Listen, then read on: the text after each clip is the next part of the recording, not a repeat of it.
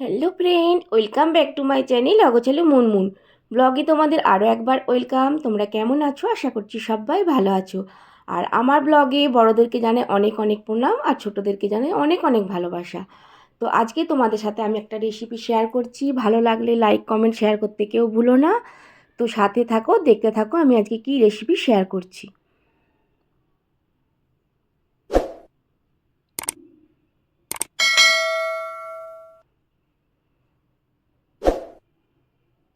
তো তোমরা দেখতেই পেয়েছো, এখানে আমি মটন নিয়ে নিয়েছি 500 গ্রাম। তো আজকে আমি মটনের রেসিপি তোমাদের সাথে শেয়ার করব। তো সেটাই তোমাদেরকে আমি দেখাবো আমি কিভাবে মটনটা রান্না করছি। তো দেখতেই পেয়েছো, মটনটা প্রথমে নিয়ে নিয়েছি। তার উপরে প্রথমে একটু তেল দিয়ে দিলাম, অল্প হলুদ দিয়ে দিলাম, আর কিছুটা নুন দিয়ে দিচ্ছি। দিয়ে একটুখানি মাখিয়ে ভালো করে কিছুক্ষণ রেখে দেব। ঠিক আছে, দেখতে পেয়েছো মাখানো হয়ে গেছে। তো আমি কিছুক্ষণ এটা রেখে দিচ্ছি। আর বন্ধুরা, তোমরা সবাই কেমন আছো আমাকে একটু কমেন্ট করে জানিও। আর আমিও খুব ভালো আছি। তো দেখতে পেয়েছো মাখানোর পরে আমি আবার কি করব, এর উপরে মশলা দিয়ে দিচ্ছি। আদা রসুন বাটা ছিল, ওটা দিয়ে দিলাম।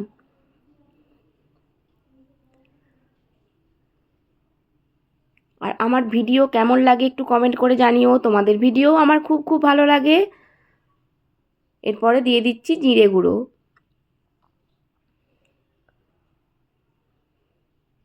কাশ্মীরি লঙ্কার গুঁড়ো দিয়ে দিলাম,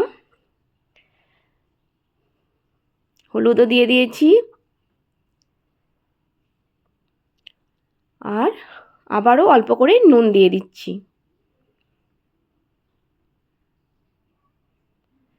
আর আজকে রবিবার, রবিবার মানেই হচ্ছে মাংস, ঠিক আছে।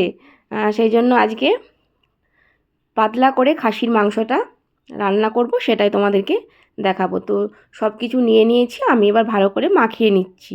দেখতেই পাচ্ছ, এই শীতকালে গরম গরম ভাতের সাথে, ধোঁয়া ওঠা ভাতের সাথে আর এই পাতলা খাসির মাংস হলে তো জমে একদম পুরো ক্ষীর, কী বলবো আর।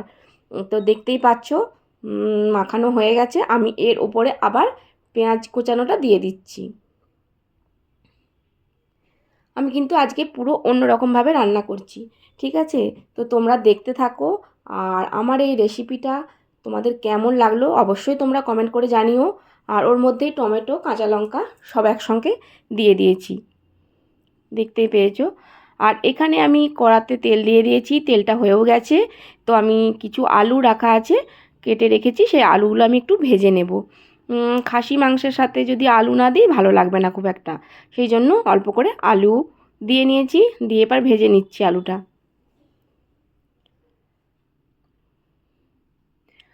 আর আমি কিন্তু মশলাটা দেখতেই পেলে আগে মাখিয়ে নিয়েছি, সব কিছুই মশলা দিয়ে দিয়েছি। তো দেখো আলুটা ভাজা ভাজা হয়েই গেছে, দুদিকটাই ভালো করে আলুটা ভেজে নিয়েছি। তো আমি এবার আলুটা তুলে নিচ্ছি। তো আবারও কড়াতে তেল দিয়ে দিচ্ছি অল্প করে, কারণ মাংসের মধ্যেও আমি তেল দিয়েছি কিছুটা। আর একটা তেজপাতা দিয়ে দিলাম,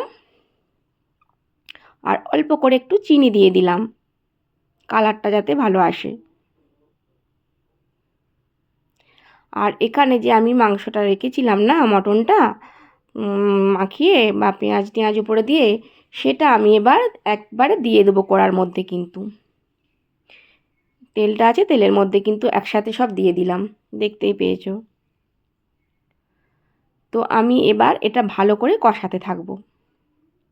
আমি কিন্তু মশলাটা ভেজে নিইনি, একসাথে মাখিয়ে রেখে দিয়েছিলাম ওই রকম করে আধ ঘন্টা। তারপরে কিন্তু আমি কড়ার মধ্যে তেলের মধ্যে কিন্তু দিয়ে দিয়েছি। এবার দেখতেই পাচ্ছ মাংসটা থেকে কিছুটা জলও বেরিয়েছে। তো আমি এই মটনটা বারবার কিন্তু ঢাকা দিয়ে দিয়ে কষতে থাকবো, তাহলে খুব সুন্দর হবে। আর মটন মানে জানো তো, কেউ রিচ খেতে ভালোবাসে, ঢাকা দিয়ে দিলাম, দিয়ে আমি একটুক্ষণ কষে নেব ভালো করে, মানে সেদ্ধটা করে নিই। দিয়ে আবার ঢাকা খুলে দেখি, চলো জল বেরিয়েছে, আর একটু নাড়াচাড়া করে নিই ভালো করে। মটন কেউ রিচ খেতেও ভালোবাসে, আর কারো আবার পাতলা ঝোলটাও ভালো লাগে। আমার আবার পাতলা ঝোলটা বেশি ভালো লাগে, কারণ খুব রিচটা আমার ভালো লাগে না। আর সব সময় গরম মশলাটাও ভালো লাগে না। আজকের আমি যে মটন রেসিপিটা করছি না, গরম মশলা একটুও দেব না, হচ্ছে যে গরম মশলা দিলে না সবসময় ভালো লাগে না খেতে। তো আমি আবারও ঢাকা দিয়ে দিলাম। আমি এই রকমভাবে বারবার ঢাকা দিয়ে আবার বারবার খুলে নাড়াচাড়া করে তবেই মাংসটা কষতে থাকছি। দেখতেই পাচ্ছ, এরকম করে করলে কিন্তু দারুণ স্বাদও হয় আর খেতেও খুব ভালো হয়। একটুও কিন্তু জল দিইনি, কিন্তু আমি জল ছাড়াই কিন্তু কষছি পুরো।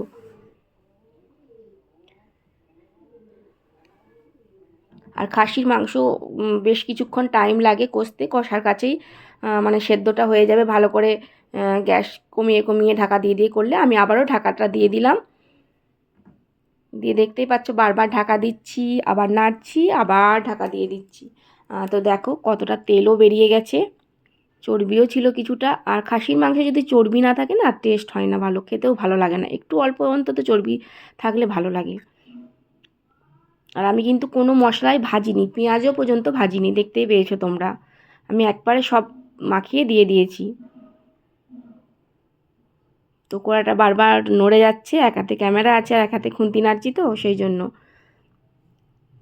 তো দেখো কতটা তেল বেরিয়েছে, এখনই কত সুন্দর লাগছে দেখতে, তাই না? কালারটাও কত সুন্দর লাগছে দেখো।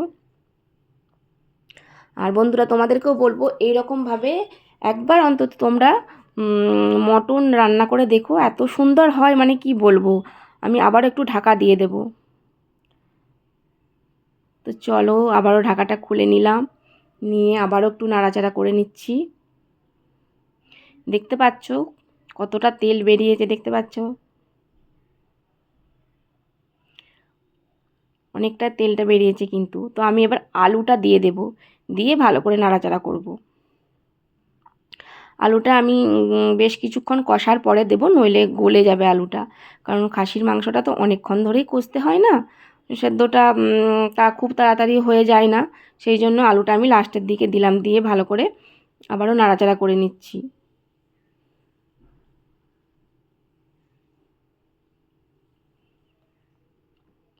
আর সত্যি বলছি, এই শীতের দিনে দুপুরবেলা গরম ভাতের সাথে বেশ ধোঁয়া উঠবে সেরকম ভাতের সাথে, আর এই রকম পাতলা ঝোল, খুব রিচ ঝোল কিন্তু ভালো লাগে না, পাতলা ঝোলের সাথে একদম জমে যাবে পুরো।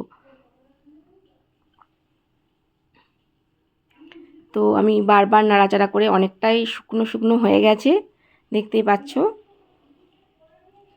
আমি তবুও আর একবার ঢাকা দিয়ে দেবো। আমি কিন্তু বারবার ঢাকা দিয়ে দিয়ে করছি, কারণ কেন বলো তো, যাতে কষাটা তেই বেশ ভালো রকম সেদ্ধ হয়ে যায়। জল দেওয়ার পর বেশিক্ষণ আর করবো না, সেই জন্য। আর জল দিলেও গরম জল দেবো, ফুটন্ত গরম জল কিন্তু আমি বসিয়ে রেখেছি ওইদিকে, জল গরম হচ্ছে। তো সেই জল গরমটাই কিন্তু আমি দেবো। তার আগে ভালো করে আমি কষিয়ে নিচ্ছি আগে। আর যে কোনো মাংসই কষানোর কাছে হচ্ছে টেস্ট হয় ভালো, রান্নাটা ভালোও হয়। যাতে কাঁচা কাঁচা না থাকে, মশলাটা যেন কাঁচা গন্ধ না ছাড়ে। আর বলেছি আমি এই আজকের মটনটাতে আমি কোনো গরম মশলা ব্যবহার করিনি, কারণ গরম মশলাটা আমিও খেতে ভালোবাসি না, আর আমার বড় ভালোবাসে না। আমার ছেলে ভালোবাসে গরম মশলাটা, কিন্তু সবসময় গরম মশলা তরকারিতে ভালো লাগে না, সত্যি বলছি। সেই জন্য আজকে পুরো গরম মশলা ছাড়া রান্না করেছি, একদম প্লেন সিম্পলভাবে। এইরকমভাবে রান্না করে তোমরাও দেখো, এত ভালো লাগবে না, খুব ভালো লাগে খেতে।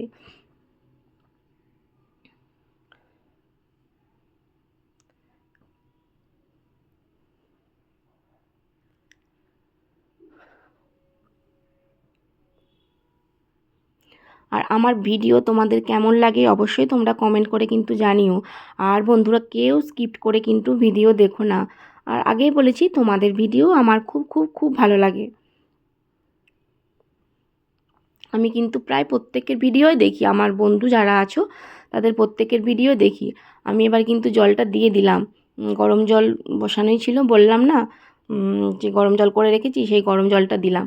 আর গরম জল দিলে যে কোনো তরকারিতে বা এই মটনেতে গরম জল দিলে কিন্তু ভালো টেস্ট হয় ভালো। এমনি প্লেন জল দেওয়ার থেকে ফুটন্ত গরম জল দেওয়াই ভালো।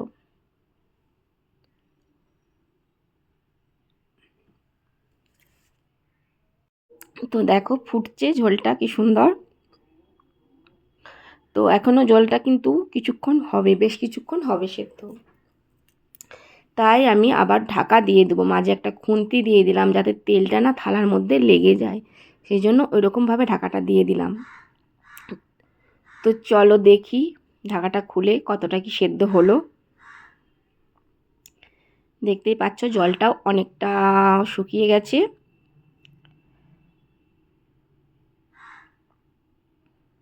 তেলটাও কি সুন্দর ভেসে ভেসে উঠেছে, দেখতেই পেয়েছো।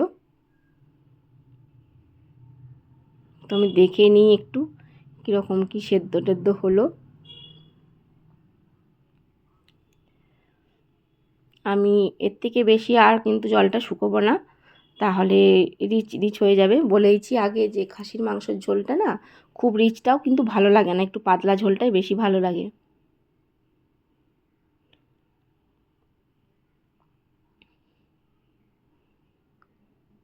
ভাত দিয়ে মেখে খাওয়া যায় পাতলা ঝোলটা। আমি আরেকটু ঢাকাটা দিয়ে দিই, একটুক্ষণ থাকুক, তারপরে নামিয়ে নেব।